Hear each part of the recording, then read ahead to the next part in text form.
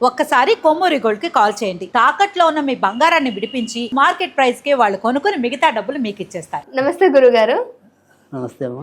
గురుగారు, ఈ ఉగాది నుంచి సింహరాశి ఫలాలు ఏ విధంగా ఉండబోతున్నాయి? సింహరాశి వారికి ఖచ్చితంగా గత సంవత్సరంతో పోలిస్తే కనుక ఈ సంవత్సరం కొంత ఊరట లభించే అవకాశాలు చాలా ఎక్కువగానే కనిపిస్తున్నాయి. అయితే ఈ ఊరట మరింత మంచి ఊరట అవ్వడానికి, తర్వాత వాళ్ళు చేసే ప్రయత్నాల్లో కూడా అభివృద్ధి మరింత గడించడానికి ఈ సంవత్సరం వీరికి ఎక్కువగా ఏ రత్నం పెట్టుకుంటే కనుక ఇంకా ఎక్కువ మంచి జరుగుతుంది అనుకుంటే కనుక వీళ్ళు ఖచ్చితంగా వీళ్ళు కూడా కెంపుని పెట్టుకోవటం వల్ల మంచి జరగటం అనేది ఉంటుంది. కెంపు ఎందుకు పెట్టుకోవాలంటే కనుక వీళ్ళకి ప్రస్తుతం అయితే కనుక ఇంకా 2027 జూన్ వరకు అష్టమ శని అనేది ఒకటి నడుస్తుంది. సో అష్టమ స్థానంలో శని ఉంటాడు కాబట్టి ఎముకలకి, నరాలకి, కీళ్ళకి సంబంధించిన ఇబ్బందులు మధ్య మధ్యలో వస్తూ ఉంటాయి. తర్వాత కొద్దిగా పనిచేసినా కూడా అలసిపోయినట్టు ఉండటం, లేదా వాయిదా వేద్దాంలే, అది మీద పడినప్పుడు చూద్దాంలే అని ఏదో రకంగా దాన్ని వాయిదా వేసుకోవటం. అందుకని అలాంటి వల్ల ఒక్కోసారి మనం ఇంకా మంచి పొందాల్సిన చోట ఒక్కోసారి మనం ఆలస్యం, అంటే కొన్నిసార్లు ఏమంటాం, ఆలస్యం అమృతం విషం అంటాం. సో కొంతమంది తొందరపడితే ప్రమాదం, కొంతమంది ఆలస్యం చేస్తే ప్రమాదం. అందుకే మనకు రెండు చెప్పారనమాట. సో నిదానంగా ఉండమని చెప్పారు, ఆలస్యం అమృతం అని కూడా చెప్పారు. సో ఈ ఏడాది ఏంటంటే సింహరాశి వాళ్ళకి ఆలస్యం మంచిది కాదు, ఎందుకంటే ఇది మంచి పీరియడ్ ఉంది ఇప్పుడు. సో ఆ మంచిని మనం తొందర క్యాప్ చేయాలి. సో అందుకని ఈ ఏడాది సింహరాశి వాళ్ళు కనుక మరింత పట్టుదలగా పనిచేసినట్టయితే కనుక చాలా చక్కటి విజయాలు పొందడానికి ఈ ఏడాది అనుకూలంగా ఉంది సింహరాశి వాళ్ళకి.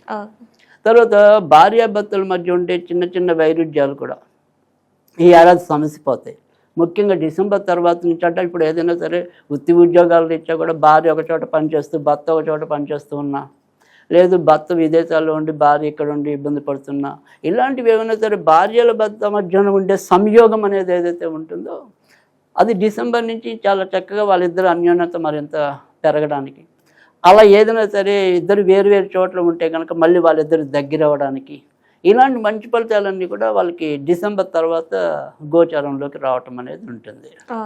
సో మొత్తం మీద ఎలా చూసుకున్నప్పటికీ కూడా సింహరాశి వాళ్ళు గతంలో ఆగిపోయిన పనులు ఏమన్నా కూడా అవి ఏడాది ముందుకెళ్ళటం అనేది ఉంటుంది.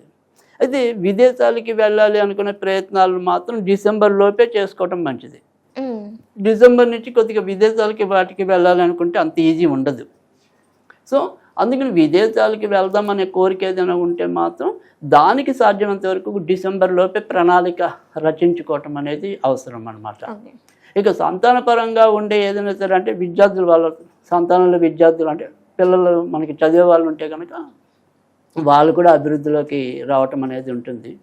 అయితే ఇక్కడ వివాహానికి విషయంలో మాత్రం అంటే పెళ్లి కావాల్సిన పిల్లలు ఎవరైనా సరే సింహరాశిలో ఉంటారో ఈ ఏడాది కూడా బాగా కష్టపడితే తప్ప పెళ్లి కష్టం ఉంది. ఎందుకంటే వీళ్ళకి వివాహకారు కూడా శని అయ్యి ఉండి అక్కడ ఆయన అష్టమంలో ఉన్నాడు.